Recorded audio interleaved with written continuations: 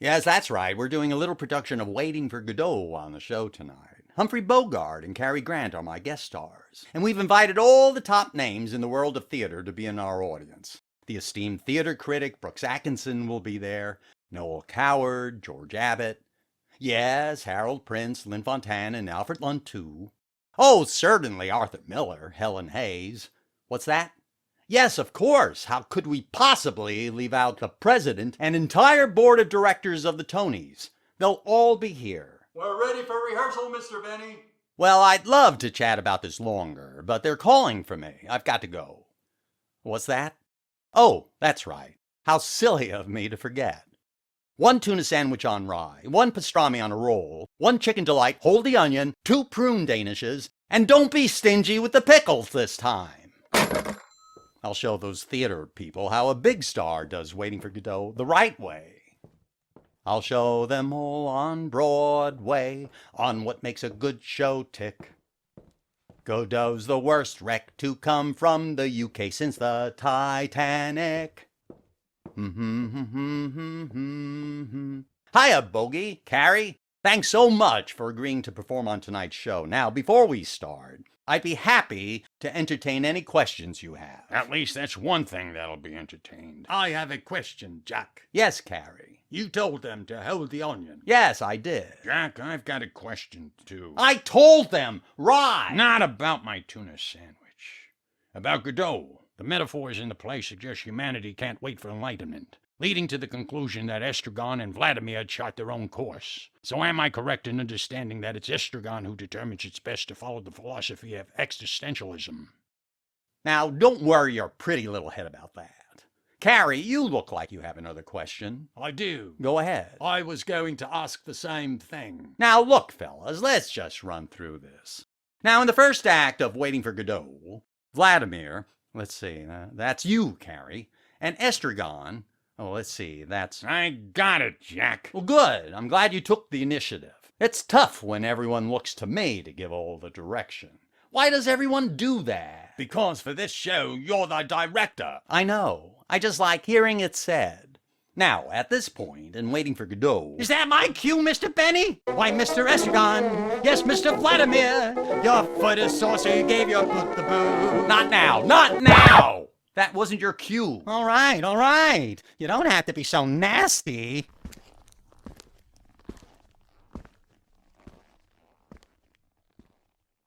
Now, at this point in Waiting for Godot, Estragon and Vladimir are waiting by a tree. What are they waiting for? They're waiting for Godot! Who else? Yes, but why are they waiting for Godot? What's our motivation?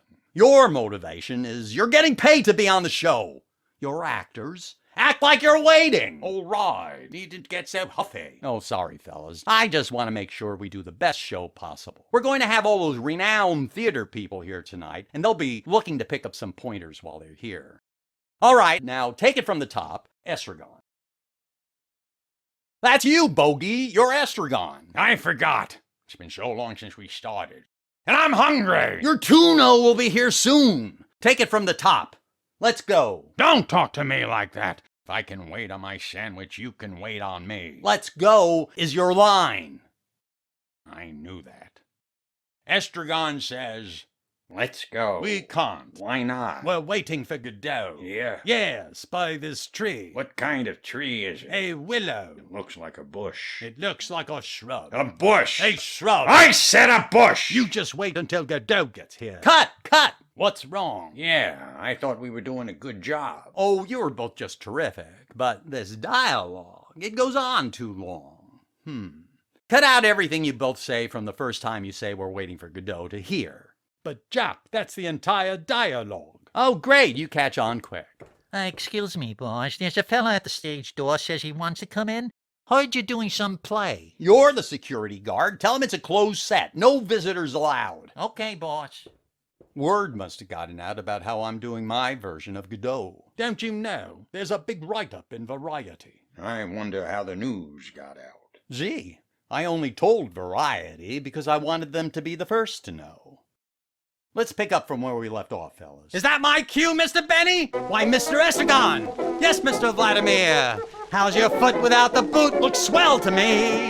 Not now either! It's my big number, a real showstopper. Not now! Mother said you'd be difficult to work with. Tell your mother if she has anything more to say about me, I'll cut her Queen of Sheba number out of Act 2. So Mother was right.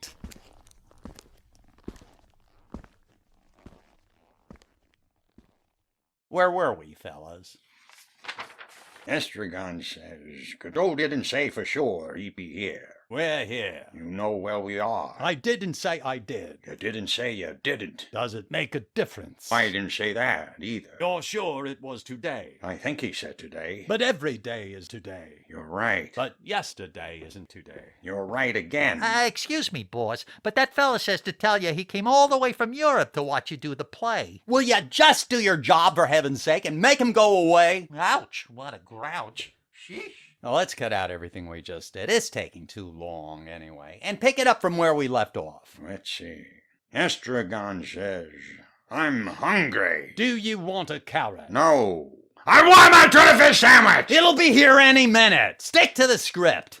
Estragon says he's hungry. Vladimir asks if he wants a carrot. Let's change that to a pickle. Why? Because why should I shell out for a carrot when I'm already paying for pickles? They should be here any second. We'll use one in the scene. Ask Estragon if he wants your pickle. Fine. Estragon, do you want my pickle? What do you got besides a pickle? I have a turnip. Cut! Make that turnip a banana. Why? Banana's funnier. Everyone knows that. Fine. I have a banana. Gee, that's funny. What I tell you. Go on.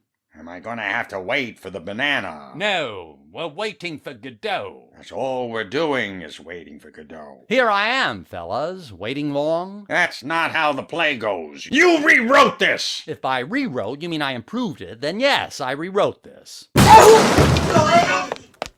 Stop! Oh, I'm sorry, Mr. Benny. I tried giving him the old 1-2, but he knocked me on my noggin and crashed through the door. It really hurts. He must be a very devoted fan of yours. You're ruining my play. Your play? I'm the playwright, you ignoramus. Jack, that's no fan of yours. That's Samuel Beckett. Oh, Mr. Beckett, I'm so glad you accepted my invitation to the show. Mr. Benny, I present you with an order to cease and desist. Oh? Is that a new play of yours? Ye stupid idiot! Cease and desist this right abominable pox! Gosh, your play sounds interesting.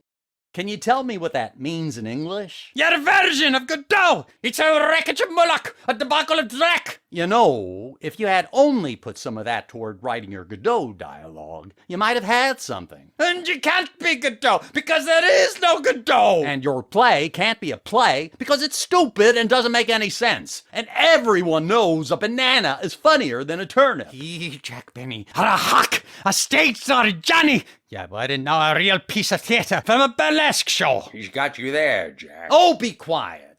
So you think it's easy what we real actors do, Sammy boy? Real actors? Don't make me laugh.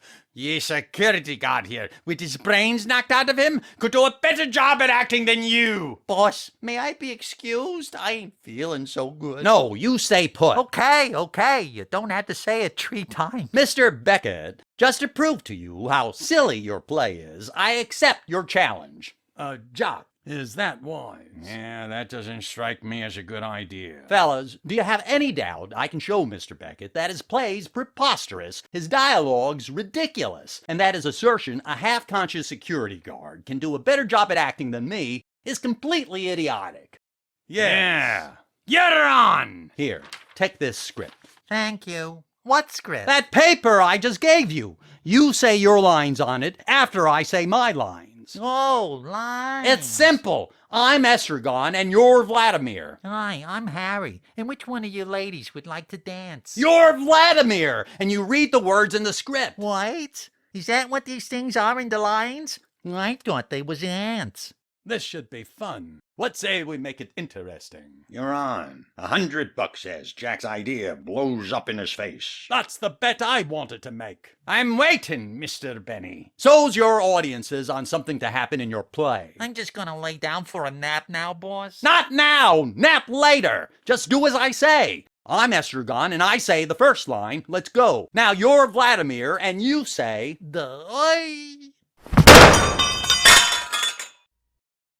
You see? He couldn't make it through your silly play either.